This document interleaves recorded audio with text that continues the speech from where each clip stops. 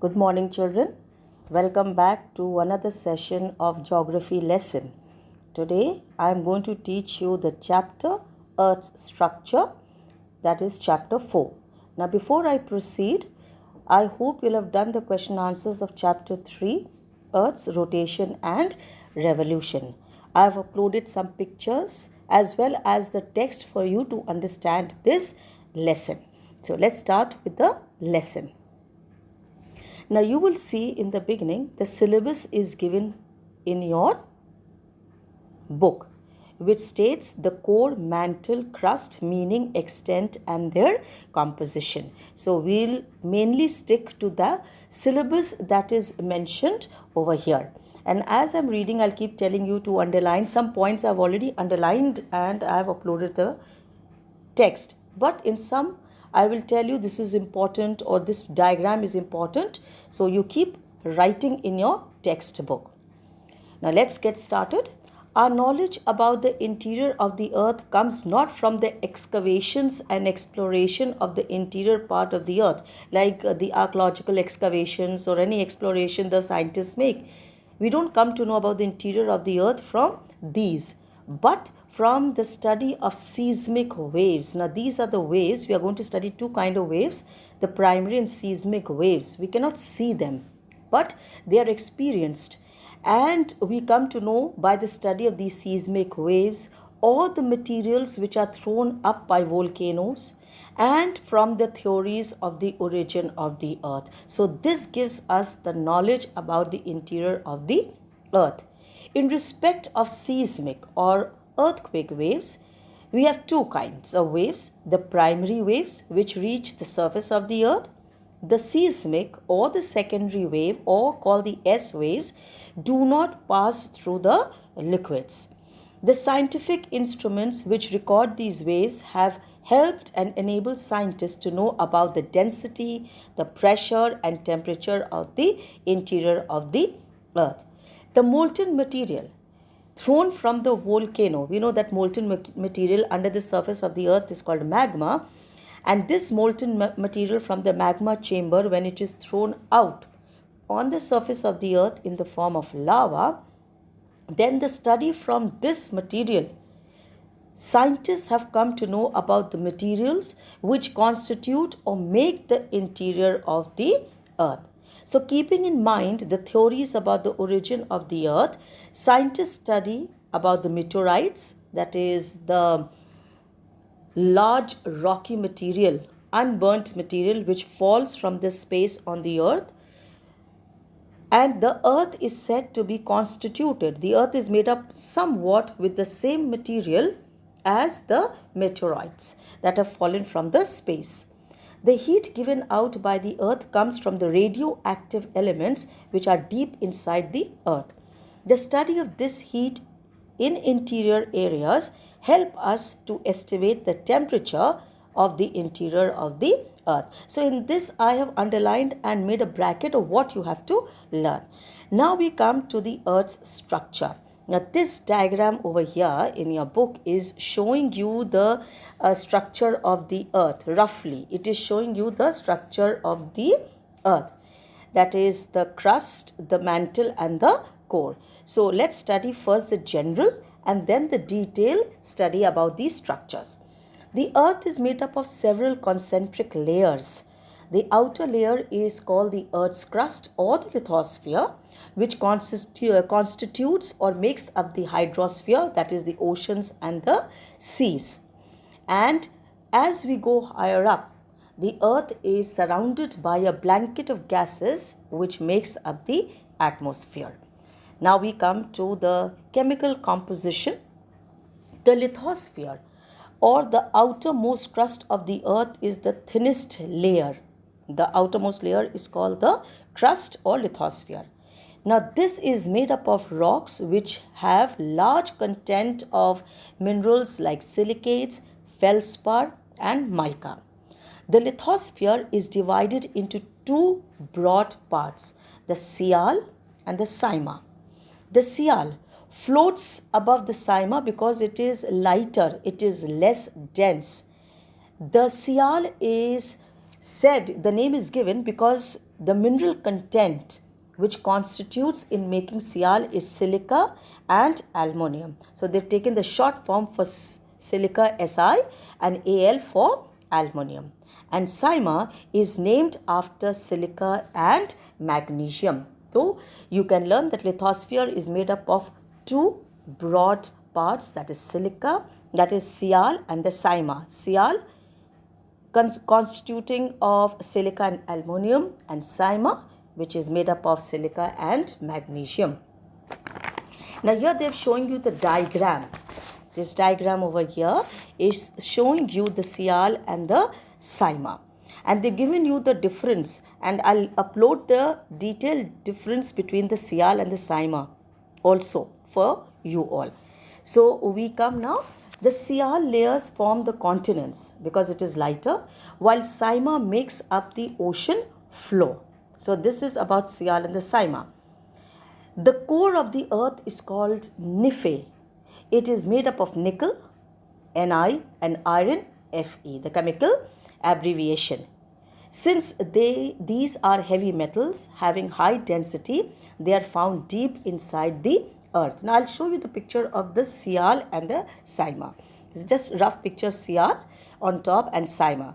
The Sial is lighter, it is above Sima, and here it is the Sial which is making the continental crust because it is lighter, and Sima which is making the oceanic crust because it is heavier. These two both constitute in making your lithosphere.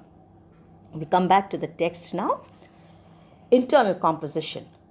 Based on the above chemical composition, the Earth's crust is divided into three layers: the core, the mantle, and the crust. And here the diagram is given over here in figure 4.4, showing you the core, the mantle, and the crust. You can see it in your book also, the three general layers of the earth.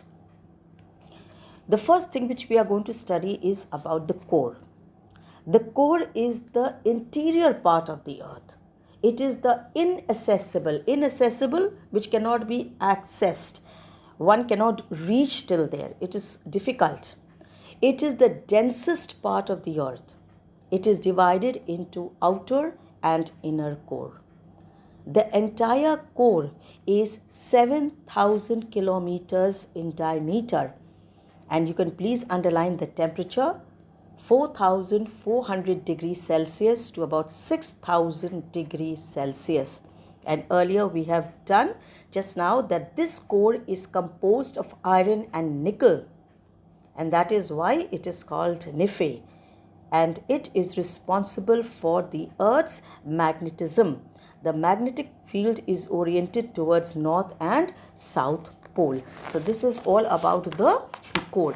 And then you have the next point above, the solid state of the inner core. Now normally we have done that the temperature is very high, but the interior of the earth, they have said the solid state of the interior core is due to high density and pressure which have compressed the molten rock material, and the seismic waves disappear in the outer core, which suggests that it is in a molten state. Sometimes they ask you that parts of the core is why it is in a molten state. So we can write that because it is of high pressure and high density and high temperature. Now I'll just show you a picture of the core of the earth. See, this is the core, very very hot. They've tried to show through this picture the core of the earth. It looks like a bulb. Then here is another diagrammatic representation, the inner core and the outer core. You have the crust, you have the mantle, and we have the core. The core is divided in two parts, the inner and the outer core. Now we come to the mantle. Now what is the mantle and what are the features of mantle? This layer lies below the crust. You can see it, that it is in between the core and the crust. If you see your figure 4.4, they are showing you it is between crust and the core. The average thickness is 2,900 kilometers and makes up 84% of the Earth's total volume. Now this is also divided into two parts, the upper mantle and the lower mantle. Just like we have the inner core and outer core, this is also divided into two parts. The upper mantle extends from the Moho discontinuity to a depth of 700 kilometers. So you don't have to learn this, just that it is made up of, or it is divided into two parts, the upper and the lower mantle. It is cooler, you can underline that, made up of solid rocks, and extends from 700 to 2900 kilometers. Lower mantle is hotter and denser than the upper mantle. Now another very important point, the next point, at the depth of around 100 to 410 kilometers, the mantle is in a partial molten state. Now we know it is a little solid, it is made up of solid rocks, but between 100 to 400 kilometers, some part of mantle is in a molten state, which is called the asthenosphere. Lower mantle is solid due to high pressure. So this much you underline. Now as the pressure increases towards the interior of the earth, the density also increases and the temperature varies about 1000 degrees Celsius to around 3700 degrees Celsius. So the picture is over here in 4.4 is shown you the position of mantle, and I'll just show you another picture of the mantle. See this picture. You have the core, then you have the crust, and you have the mantle. So this is lying between the crust and the core, and you learn the points what I have told you about the mantle. Now we come to another feature which they have written over here is Gutenberg discontinuity. Now if you see your diagram 4.4, you see it is written on the right hand side, Gutenberg discontinuity on the right hand side. This diagram I cannot expand so much, but if you have got your book on the right hand side, it is pointing and it is showing that this is the boundary between the mantle and the core, or it is called the mantle core interface. So this is known as the Gutenberg discontinuity. It begins at the depth of 2800 kilometers, and here there is an abrupt change in the seismic waves which is generated by earthquakes, and here is I'll show you the picture of this after I finish reading the text. Okay, so there's an abrupt change in the seismic waves generated by earthquakes or explosions that travel through the earth.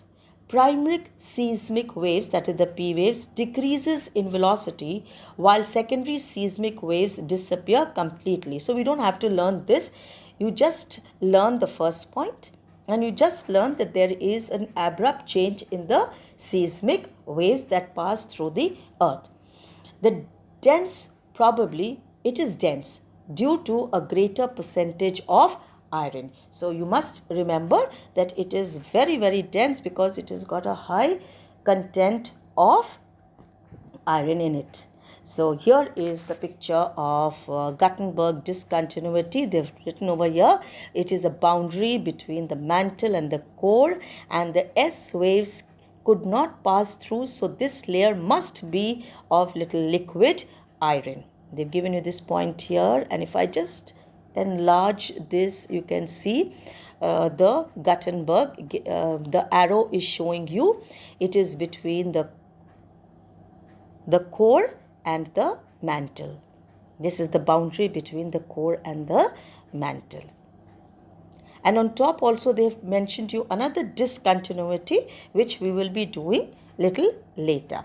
Now we come to the third part of the layer of the earth, that is the crust or the lithosphere.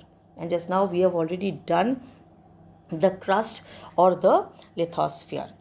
The crust is called lithosphere because it is a sphere of solid rocks. Now, we did earlier in general points that the crust is the outermost layer. It is made up of rocks like silicates, feldspar and mica. The same thing is repeated here.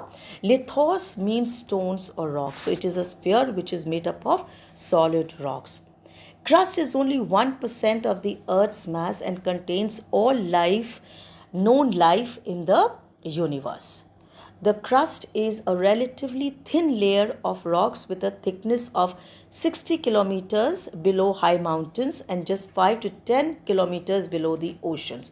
So you just have to remember it's a thin layer of rocks. Considering the size of the earth, the crust is a relatively thin layer. And if you see this diagram which is given here 4.4, they're showing you the crust. Then they're showing you the, just below the crust you have the upper mantle. Then you have the lower mantle, then you have the outer core and then the inner core. And just next to the inner core, they have written on top Gutenberg discontinuity. That is the boundary between the core and the mantle. Let's come back to the crust. The temperature of the upper part of the oceanic crust has been estimated at 0 degrees, but it gradually starts rising towards the interior. The weight and pressure of rocks also starts increasing with depth. Now over here they have not mentioned that the lithosphere is made up of 2 layers, that is the Sial and the Saima. So you can take these points also when you have to write the features of lithosphere or the crust, or from page number 33 what the points have given about Sial and Saima. So lithosphere is also made up of Sial and Saima.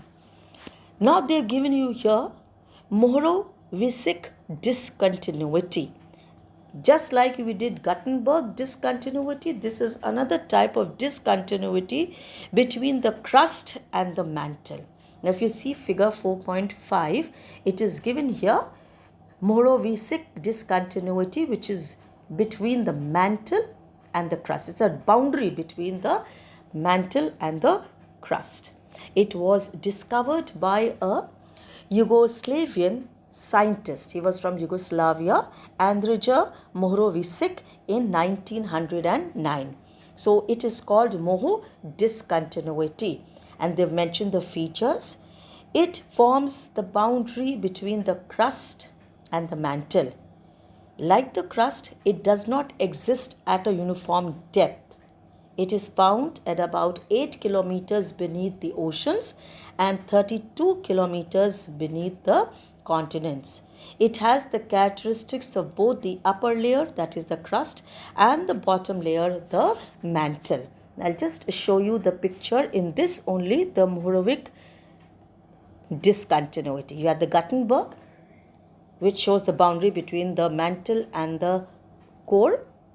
Then we have the Mohorovičić discontinuity between the crust and the mantle. So these are the 2 types of discontinuity that you have to study. Because of the continuous changes in the Earth's crust, this is the last paragraph. Because of the continuous changes in the Earth's crust due to forces of nature, the thickness of the lithosphere is very fragile, delicate, compared to the nature and composition of the Earth. The theory of continental drift, put forward by Wegener in the early 20th century, and the theory of plate tectonics. We have already studied about plate tectonics when I was explaining you the chapter on volcanic eruption. It was put forth in 1960s, and these theories suggest that the Earth's crust undergoes lot of structural changes. Besides, the lateral movements gives the Earth a new shape, though very slowly over millions of years. So these movements which go on, they bring a change on the surface of the Earth. They give a new shape, but very slowly and gradually. So now this picture which I am showing you is the picture of lithosphere, the layer of the Earth. So this is the lithosphere, and earlier I had shown you about the mantle which lies between the crust and the core, and this is the picture of the core that is the inner and the outer core. So with this I come to the lesson, and I'll put up some questions and upload some questions rather, and along with the page number and the answers, and I'll also mention which questions you have to do in your fair copies. I'll upload the answers of all the questions that have been given in the book, all the questions and all the answers I'll give of those questions, but there are only certain questions which you are going to do in your fair copies, and I'll mention it in the instructions. And also children, I'll upload and give you the difference between Sial and Saima. One point is missing about the density of Sial and Saima. So with this we come to an end of this lesson. Please go through the lesson and read it nicely, and then I will upload the questions which you can do. Thank you. Have a good day.